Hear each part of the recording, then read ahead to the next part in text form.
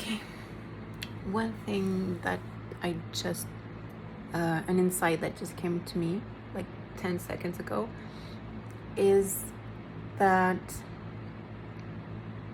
I went into coaching because I wanted to have a career. I wanted to live from my being more than from my doing. I've done all kinds of work and jobs in the past. I've always been compensated, rewarded, paid for what I do, and I wanted to get paid for who I am. And then I'm in the middle of this coach training, and I find that there is a lot of doingness to the being, like containers, like structure, and obviously that is valuable, and I see the value in that, and the usefulness in that, and the importance in that. But then I realized that talking is doing. And in coaching, one of the things I learned that most beginner coaches do wrong is that they tend to talk too much, and they want to fix their clients, or they want to help, or they want to give advice. And I realized that that's a pressure that I put on myself. I don't want to be an expert at anything. I really just want to be present and to be a space for my clients. And that talking was doing. So yeah, that just came to me. It's a small thing, but to me it's a big thing, because I never know what to say, but I always feel like I have to say something. Otherwise it'll be awkward, or that person will feel uncomfortable. But I'm going to choose to let that discomfort be and exist, and practice being silent, which my therapist calls being present rather than silent. And I love that. So that's my latest insight.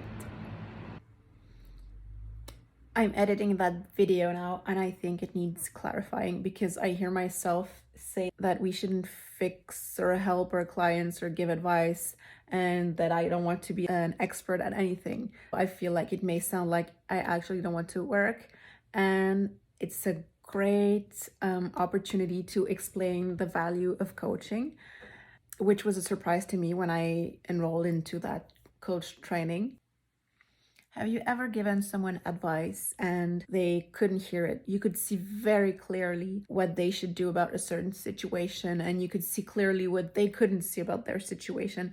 And you tried as best you can to explain to them what to do and why they should do a certain thing or not do it. And they just were not in a space where they could hear it. They were stuck in their limitations, they were stuck in their beliefs, and that was out of the question. And a few days, weeks, months, years later, suddenly they came to the realization of what you were talking about all that time ago. And you're like, I told you that.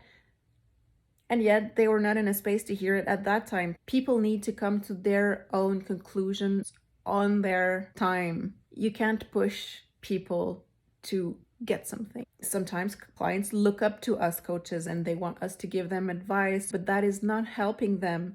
Even though it sounds like a good idea on the spot, if they do something that we told them to do and it doesn't work out, they'll be angry. And if we tell them to do something and it works out, they won't feel proud about it because it came from someone else. So even though it may take longer for someone to come to a certain conclusion, it is much more solid and embodied when they come up with it themselves. That is why I was talking about the fact that a good coach's job is not to be an expert at such and such. That's a job of a mentor or a consultant or any kind of other profession that may help in a certain subject.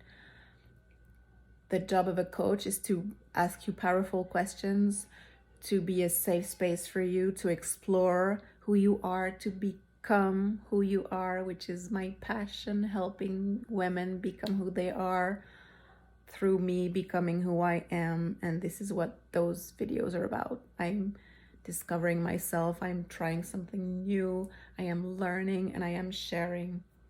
How fun is that? That's the clarification I thought was needed.